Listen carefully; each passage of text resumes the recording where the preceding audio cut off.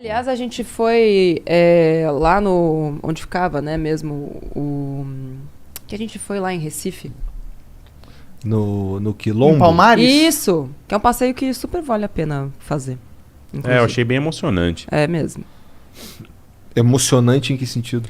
Cara, a gente adora história, né? Então, tipo, você estar nos lugares onde as coisas aconteceram e entender o que aconteceu, como aconteceu e refletir para que não aconteça de novo e o que você pode fazer, eu acho que é uma das coisas mais interessantes de viajar, por exemplo. Eu gosto de viagens com conteúdo. E que era algo que a gente nem sabia que existia, porque ninguém fala sobre isso. Eu, pelo menos, nunca tinha escutado alguém falar. A gente estava lá, foi passar um Réveillon e tal, e a gente sempre procurar o que a gente pode fazer aqui perto. E falei, nossa, o Quilombo dos Palmares tá aqui do lado e tal, onde aconteceu lá, enfim, a chacina, não sei o que e tal. Vamos lá ver. E aí a gente foi, ao mesmo tempo é um ponto positivo, que você fala, nossa, não sabia que existia isso.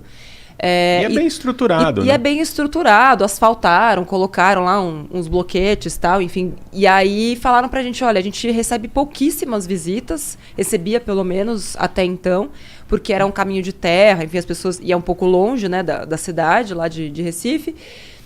Só que ao mesmo tempo você fala, puta, meu, se isso aqui fosse em qualquer outro lugar, ia estar tão melhor cuidado. Tipo, a gente nem pagou nada pra entrar, né? Falei, pô, como é que os caras sobrevivem e tal, não sei o quê.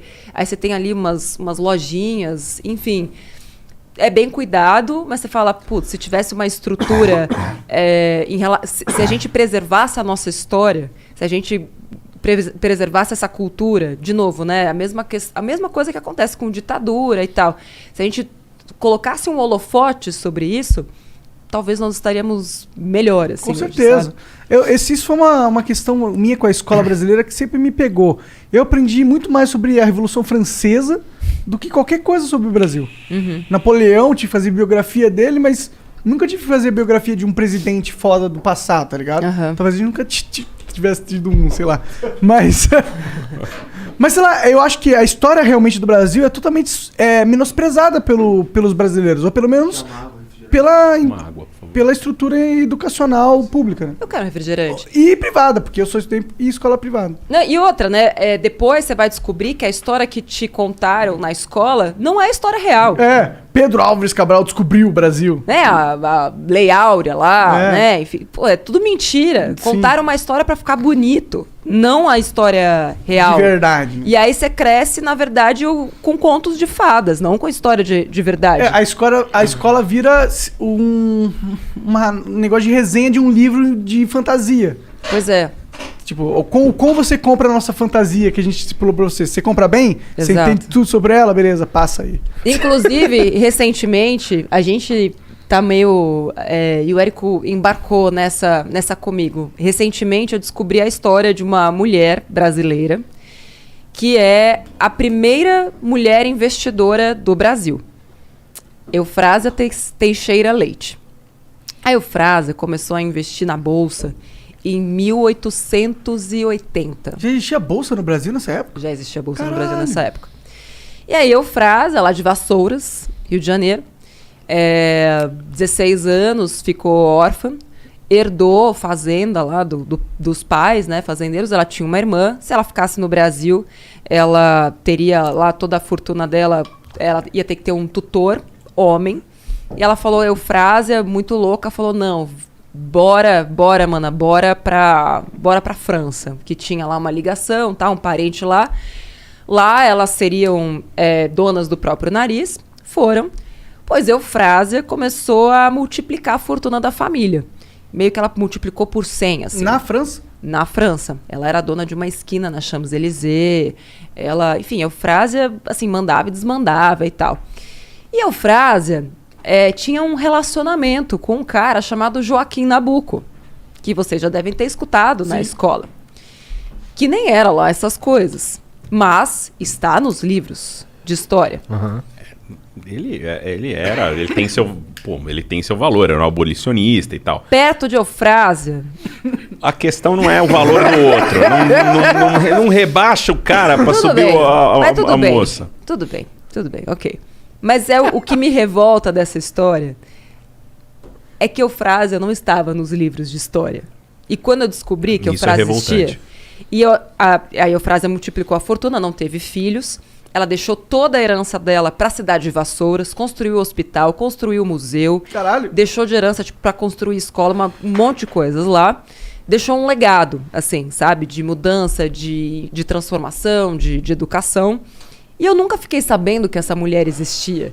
E quando eu descobri, eu falei, meu Deus, é como se parte das minhas referências tivessem sido roubadas, assim. Pô, tem tudo a ver com aquilo que eu faço. É um ambiente, né, muito masculino, aquele onde eu né, tô ali dentro. Sim, e tal. financeiro. Muito ainda masculino, com pouquíssimas referências femininas. Com certeza. Mas quantas delas a gente nem soube? Não foram só apagadas, pouquíssimas né? porque ninguém Não quis foram contar a história apagadas. delas, né? Exato. E assim como Eufrásia, existem várias outras que simplesmente foram apagadas da história. E que a gente precisa começar a não é nem ressuscitar, Resgatar, né? devolver, colocá-las no lugar onde elas merecem estar, sabe? Com E certeza. pô, como tu tava fazendo uma pesquisa sobre quem foi a primeira investidora, como Mas- tu chegou nela? A responsável pela pesquisa é a Mariana Ribeiro. Ela é economista, uma das poucas mulheres que fica ali na mesa de operação. Aliás, Mari, um beijo pra você. E a Mari tinha que fazer um trabalho de conclusão de curso, né, de TCC. Começou a pesquisar e descobriu a Eufrásia. A Mari é uma baita de uma obcecada, assim. E aí ela começou a fazer as pesquisas, descobriu a Eufrásia, e ela começou a pesquisar, e aí ela passou por todos os países. A Eufrásia tinha nota de corretagem em 5 continentes diferentes. Caralho.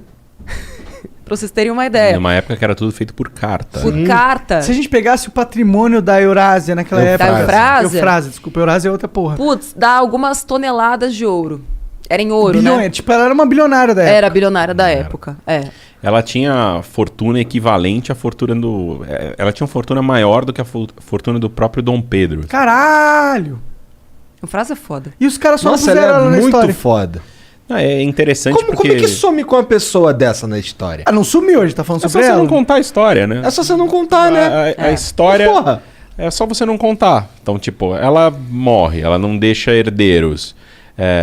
Todo mundo ali de Vassouras sabe quem foi, porque tem a estátua dela, o hospital tem o nome dela e tal. Sim. Mas é aquilo. A influência dela se restringe a essa pequena região, porque a história do namorado dela, do cara que era o namorado, que era o Joaquim Nabuco, ela é mais contada.